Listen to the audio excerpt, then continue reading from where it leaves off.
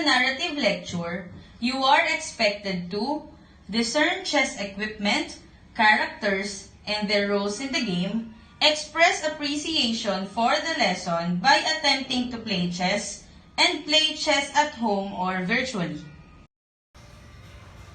Have you tried playing chess? Can you tell the name of each piece? Do you know their roles in the game? Hello, DepEd students. I am teacher Rean Marie F. Nieves. For today, you're going to learn the basics of playing chess. But before that, let us have some trivia. In the 15th century, chess was originated in India. A long time ago, it was considered a game kept only for royals and the upper class members. Nowadays, chess is played by the public even at a young age. In playing chess, you should bear in mind that this is a strategic battle between two kings and their constituents, scrambling for one king to be the throne. Each castle is represented and played by a player. A player should first discern chess equipment, each characters or pieces, and their roles in the game. Let us start with the chess board. Regardless of the color and the texture of the board, whether it is fixed, made of wood, or vinyl roll-up, a chess game will not begin without it. It is divided into 8 columns, labeled with letters A to H, and 8 rows labeled with numbers 1 to 8, with a total of 64 tiny squares where the chess pieces toyed around. Another essential equipment is the clock. The first chess clock used in the 19th century was a sand glass, which kept track each player's time on different device. Then, the analog chess clock arrived made of wood frame. And now, the most commonly used chess clock is the digital one. Let us meet the different characters in a chess game. They are a pawn, rook, bishop, knight, queen, and king. There are 8 pawns horizontally arranged on each side of the board. A pawn moves forward only but captures diagonally. On its first move, the pawn can advance 1 or 2 squares while the rest of its moves are 1 square at a time. The pawn may be the weakest among the chess characters, but it is the only piece that can be promoted to any higher rank once it reaches the end square of its journey. There are 2 knights per player's castle. The knight moves by going to 3 squares like an L shape. It is the only piece that can move over other pieces. Also, there are 2 bishops on each castle and in 2 different colors, light and dark. The bishop stays on its assigned color and can move diagonally from end to end square as long as no chess piece blocks its way. It can move back and forth at a time. Isn't it interesting? I am half done introducing chess characters. What do you think is the most robust chess piece? Well, let us see. There are 2 rooks on each castle.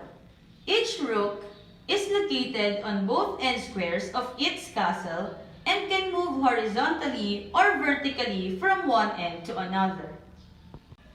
The queen is the most challenging chess character, which can perform combined moves of rook and bishop. In other words, the queen is the most potent protector of the player's king and its castle, and the second highest in rank next to the king. Once the queen is captured, it is like losing 2 chess pieces next to the queen in rank at a time. In chess, the king is the most critical piece and the most hunted among the characters. Once the king is checked and unable to move, the game is over, or also known as checkmate. There is a time when both players' king is the only chess piece in the game. Since a king cannot win the game alone, this can be called a draw where nobody ends as a winner. Other terms used in chess are castling and en passant. Castling is applied when the king is not yet checked or moved from its original position. The same applies to the rook from the corner, and there are 2 or 3 exact squares between them depending on the choice of the player which corner to apply castling. The rook needs to move 2 squares from the corner going to the king, and the king needs to move to the other side of the rook.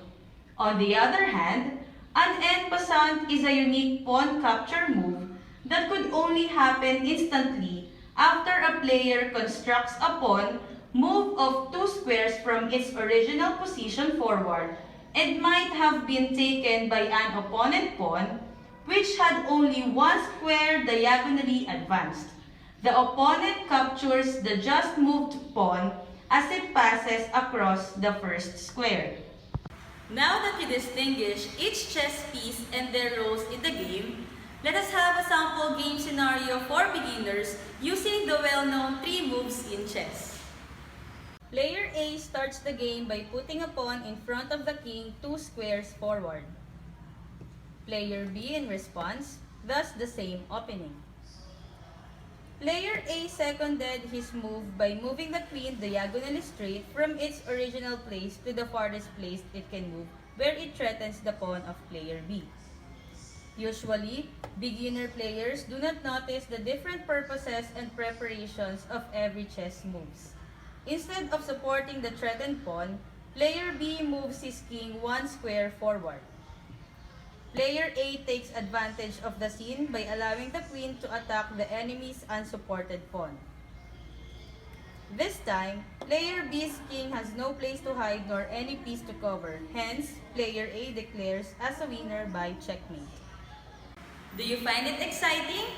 Playing chess keeps the mind healthy and strengthens social interaction with family members and friends. It promotes sportsmanship to both players and many more benefits. Would you believe that you can still play chess even without a chessboard at home? Yes, definitely. There are mobile apps in the Google Play Store or in the iOS App Store where you can virtually download and play chess. Also, there are websites where you can play chess for free, like www.chess.com/play/computer, www.chess.com, cardgames.io/chess, and many more.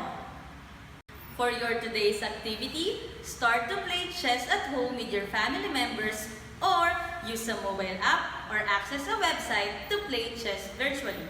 Please take a photo while you are in the act of playing and send it to your MAPEH teacher's email or any educational platform that you are using at school for verification purposes. The choice is all yours. I am Teacher Rean Marie F. Nieves, now signing off.